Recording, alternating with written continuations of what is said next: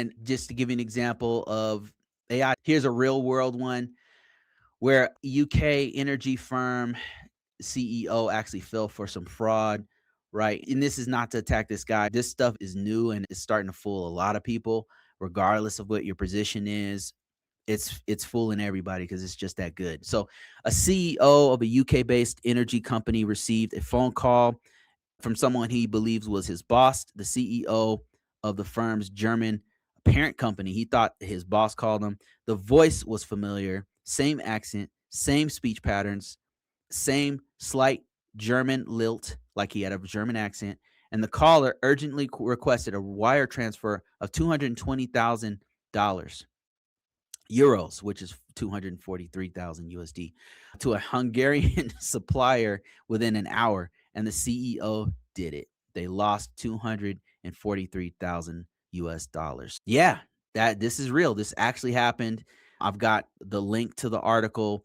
It's serious. Like this stuff, it's so bad. Like for me, I'm getting calls like every day from, I don't know how many of them are fake. I know some of them are, but I'm getting AI generated marketing and I have no idea if it's real. I just hang up. Like I'm not even taking any calls anymore.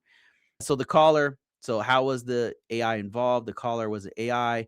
The attacker had used commercially available voice synthesis technology to clone the German executive's voice from publicly available audio. So he just went to YouTube where the guy had an interview with Der Spiegel or whatever, and and had the AI train on this guy's voice because you can do that. You can do that with 11 Labs and several other generative AI voice companies. And actually you can even do it with video. It's getting so good. He use conference calls. Like you can jump on a publicly available conference call, especially if the company is publicly traded, and then gather voice imprints from that, and then just get all of that data, feed it into an AI, and it'll perfectly mimic somebody's voice. He used media interviews, earnings calls.